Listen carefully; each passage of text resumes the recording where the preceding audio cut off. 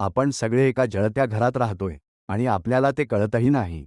बुद्धांनी आपल्याला वाचवण्यासाठी कोणते मार्ग दिले आहेत हे आज समजून घेऊया. नमस्कार मित्रांनो, आज आपण समजून घेणार आहोत की बुद्ध आपल्याला दुःखातून कसं मुक्त करतात आणि आपल्याला योग्य मार्गावर कसं नेतात. बुद्धांनी सांगितलं की ज्ञानाच्या पलीकडून दिलेले त्यांचे शब्द सामान्य लोकांपर्यंत पोहोचणं कठीण आहे, कारण लोक अजूनही अज्ञान आणि भ्रमात अडकलेले आहेत.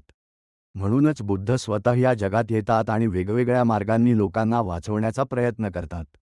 ते एक उदाहरण देतात. एक श्रीमंत माणसाचं घर पेटलं होतं, पण त्याची मुलं खेळण्यात इतकी गुंतली होती की त्यांना धोका समजत नव्हता. वडील वारंवार त्यांना बाहेर येण्यास सांगत होते, पण मुलं ऐकत नव्हती. शेवटी त्यांनी सांगितलं की बाहेर सुंदर खेळणी आहेत, तेव्हा मुलं लगेच बाहेर आली आणि वाचली. बुद्ध सांगतात की हे जग त्या जळत्या घरासारखं आहे. लोक अज्ञानामुळे आपल्या धोक्याची जाणीव करत नाहीत, त्यामुळे बुद्ध वेगवेगळ्या उपायांनी त्यांना योग्य मार्गावर आणतात. यानंतर बुद्ध आणखी एक कथा सांगतात. एक श्रीमंत माणसाचा मुलगा घर सोडून गेला आणि खूप गरीब झाला. अनेक वर्षांनी तो परत आपल्या वडिलांच्या जवळ आला, पण त्याला ओळखलं नाही. वडिलांनी त्याला हळूहळू आपल्या घरी कामाला ठेवून, त्याच्यावर विश्वास ठेवून शेवटी सगळं संपत्ती त्याला दिली.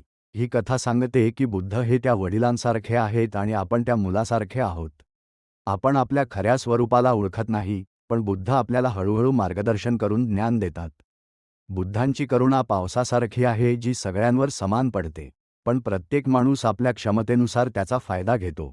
जसं वेगवेगळ्या झाडांना पावसाचा वेगळा उपयोग होतो, तसं प्रत्येक माणूस आपल्या परिस्थितीनुसार बुद्धांच्या शिकवणीचा अनुभव घेतो. आईवडील आपल्या सर्व मुलांवर प्रेम करतात, पण आजारी मुलावर ते अधिक लक्ष देतात. तसंच बुद्ध सगळ्यांवर समान प्रेम करतात, पण जे अज्ञानामुळे अधिक दुःखात आहेत, त्यांच्याकडे ते विशेष लक्ष देतात. जसा सूर्य सर्वत्र प्रकाश देतो आणि अंधार दूर करतो, तसंच बुद्ध लोकांच्या अज्ञानाचा अंधार दूर करून त्यांना ज्ञानाच्या मार्गावर नेतात. बुद्ध एक वडिलांसारखे आहेत त्यांच्या करुणेमुळे आणि आईसारखे आहेत त्यांच्या प्रेमामुळे. लोक अज्ञानामुळे चुकीच्या मार्गावर जातात आणि स्वतःला त्रास देतात. त्यामुळे बुद्ध त्यांना वाचवण्यासाठी सतत प्रयत्न करत असतात. आपण त्यांच्या या मार्गदर्शनाचा स्वीकार केला तर आपणही दुःखातून मुक्त होऊ शकतो.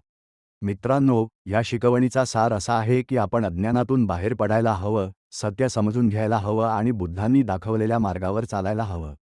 हाच खऱ्या मुक्तीचा मार्ग आहे. या चॅनलवर तुम्हाला बुद्धांच्या धर्माविषयी जास्तीत जास्त ज्ञान देण्याचा आमचा प्रयत्न आहे. नवीन बुक समरी आणि नवीन अध्यायांसाठी चॅनल सबस्क्राईब करा. व्हिडिओला लाईक करा.